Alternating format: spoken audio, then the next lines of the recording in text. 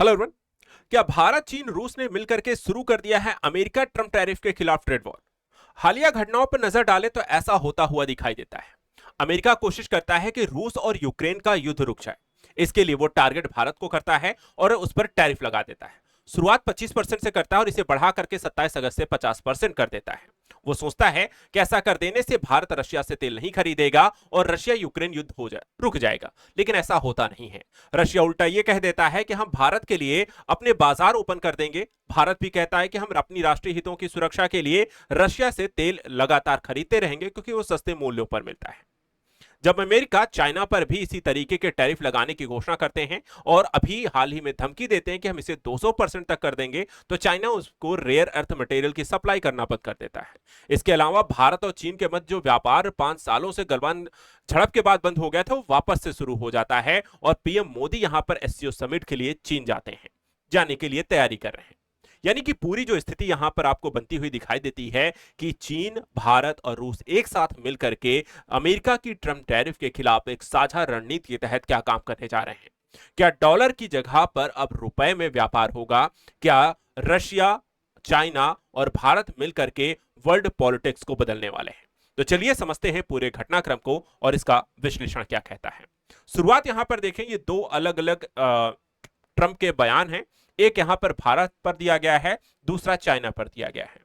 भारत के संदर्भ में देखा जाए तो 50% यानी कि 27 अगस्त से ये लागू हो रहा है अमेरिकी टैरिफ, और यूएस ने 25% एक्स्ट्रा टैरिफ के नोटिफिकेशन जारी किया है और रूस से तेल खरीदने की वजह से यहां पर वो जुर्माना लगा रहे हैं। ठीक है, जैसा मैंने आपको कहा कि चाहते हैं कि रशिया से भारत तेल खरीदना बंद कर दे और अगर नहीं करता है तो हम लगातार उन पर टैरिफ लगाएंगे, एक तरीके का जुर्माना लगाते रहेंगे।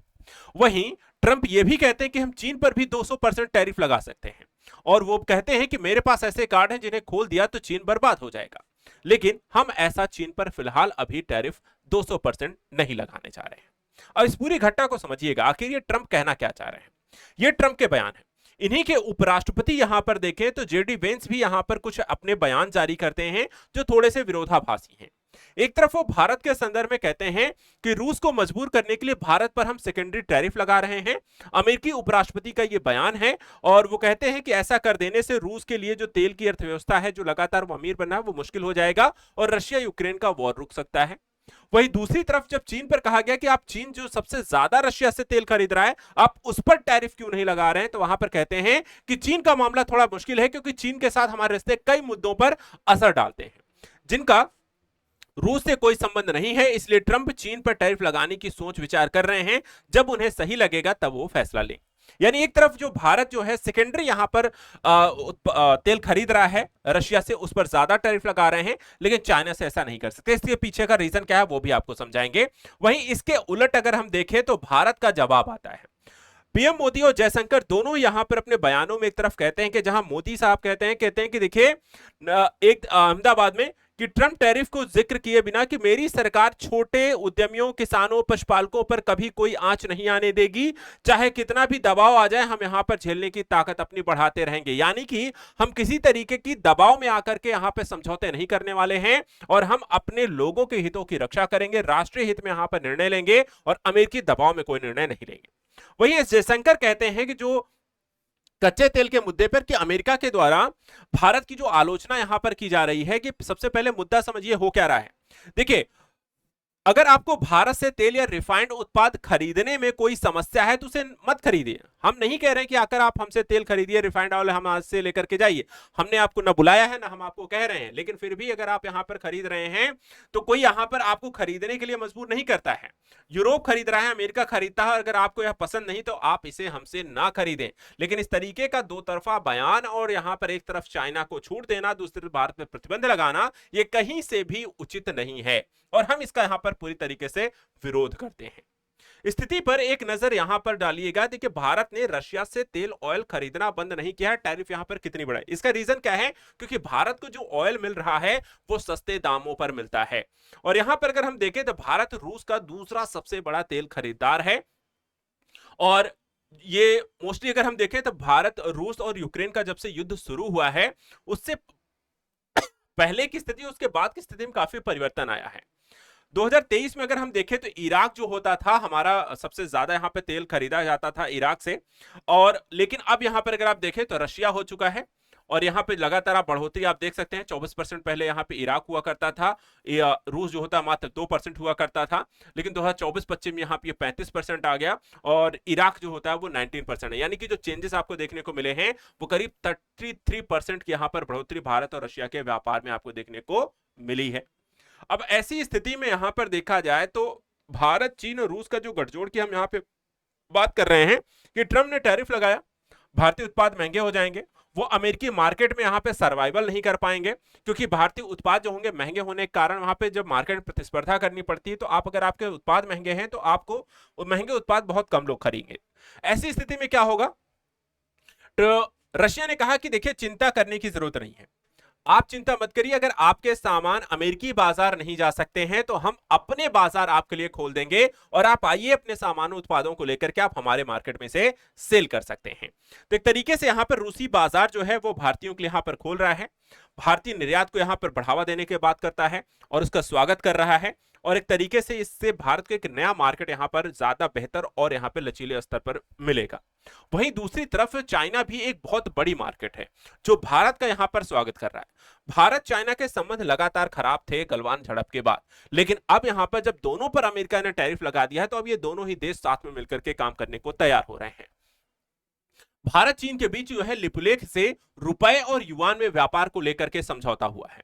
अब पहले जो है सामान के बदले सामान लेने की जो लेन देन की प्रथा थी वो यहां पर अब बदल जाएगी, और इसी यहां पर देखा जाए तो मनी एक्सचेंज खुलेगा, यानी कि आपको रुपए और युआन को यहां पे अदला बदली करके सामानों की यहां पे खरीद कर सकते हैं, ट्रेड होगा, और यहां पर लिपुलेख दर्रे के माध्यम से भारत चीन यहां पर स्थलीय मार्ग से व्यापार होना शुरू हो जाएगा। चाइना ने भी यहां पर भारत को कई सारी सहूलियतें दी, रेयर अर्थ मटेरियल से लेकर के बोरिंग यहां पर टनल मशीनों को लेकर के, फर्टिलाइजर्स को लेकर के जो बैन यहां पे लगा था वो यहां पर हटा दिया है। इसके अलावा भारतीय सामानों को चाइनी मार्केट में यहां पे एंट्री करने को लेकर के वो उसको ओपन कर रहा है। तो एक तरीके से चीन और रशिया के मार्केट ओपन होने से भारत को एक हद तक भारत को एक हद तक इसका फायदा जरूर मिलने जा रहा है। लेकिन अमेरिका जो लगातार जो कोशिश करता आया है कि हम यहां पर टैरिफ लगा करके इन देशों को यहां पर कमजोर कर देंगे और ये हमारी बात यहां पर मानने को तैयार हो जाएंगे, जैसा कई सारे देशों ने अमेरिका की बात स्वीकार की है, फिलहाल रशिया, चाइना और इंडिया ऐसा करते हुए नहीं दिखाई देते हैं। इसके उलट यहां पर ये तीनों ही देश मिलकर के आरआईसी को फिर से पुनर्जीवित करने की बात कर रहे हैं और अमेरिकी ट्रंप टैरिफ के खिलाफ काम करने के लिए तैयार हो चुके हैं। इसके अलावा देखा जाए तो स्थिति जो है व्यापारिक नजर अगर हम डालें तो अमेरिकी राष्ट्रपति ने चीन को भी धमकाया है।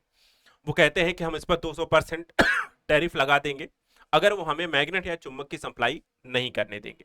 इसके अलावा ये भी कहते हैं कि मेरे पास ऐसे कुछ कार्ड हैं जो कि यहाँ पर चीन के लिए बहुत मुश्किल हो जाएगा, उन्हें पूरी तरह से उनका मार्केट जो होगा वो बर्बाद हो जाएगा। चीन के पास भी अपने कुछ कार्ड होंगे लेकिन हमारे पास जो है वो ज्यादा बेहतर कार्ड हैं। तो इस तरीके से एक डिप्लोमेटिक यहाँ पर बात की जा रही है और इनडायरेक्टली यहाँ पे एक धमकाने की बात यहाँ पे चाइना को की गई है।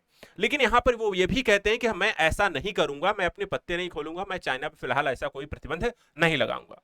अच्छा, चाइना के विरुद्ध ऐसी रणनीति क्यों अपनाई गई है? देखिए, चाइना के विरुद्ध जब इन्होंने ये बहुत ज्यादा आक्रामक हुए थे अप्रैल मार्च के दौरान, तो चाइना ने यहां पर इनकी दुखती नब्ज पर यहां पर देखा जाए पकड़ ली थी और उन्होंने क्या किया था कि अप्रैल में कई रेयर अर्थ मटेरियल और मैग्नेट के नियंत्रण को सख्त बना दिया। इससे हुआ कि अमेरिका जो है अपने जितने भी रोबोट हैं, मिसाइल हैं, उनकी असेंबली करने के लिए जो चुंबक और मशीनरी तैयार चाहिए थी वो उनको मिलना बंद हो गया। इससे उनके यहाँ पर सारी की सारी चीजें सेमीकंडक्टर, एरोस्पेस, ऑटोमोबाइल सेक्टर यहाँ पर जो है इंडस्ट्री को नुकसान होने लगा। और इस स्थिति से बचने को लेकर के यहाँ पर मोटर व्हीकल, एयरक्राफ्ट, सेमीकंडक्टर तैयार बनाने वाली जो कंपनियां थी उन्होंने एक दबाव बनाया। उस दबाव के बाद एक समझौता हो जाता है और उस समझौते के बाद चीन पर सिर्फ 30% टैरिफ लगाया जाता है और फिलहाल बाकी की टैरिफ को लेकर के एक्स्ट्रा नहीं लगाया जाएगा। ऐसा ही कुछ समझौता किया गया और इसे नवंबर तक के लिए टाल दिया गया। उससे पहले की अगर स्थिति को देखें तो अमेरिका ने चीन पर 145% और चीन ने अमेरिका पे करीब 125% तक यहां पर टैरिफ लगाया था। और लेकिन बाद में ये जो समझौता हो गया, अब यहां पर 30% और 10% यहां पर बना हुआ है। व्यापार की अगर हम बात करें अमेरिका के साथ चीन और भारत का व्यापार कैसा है तो वो भी देखिए। भारत और अमेरिका के व्यापार की स्थिति की बात करें तो अमेरिका से भारत को जो निर्यात होता है वो 3.46 लाख करोड़ का होता है, जिसमें कच्चा तेल, पेट्रोलियम, कोयला, हीरे, विमान, अंतरिक्ष यान के पुर्जे इत्यादि शामिल हैं।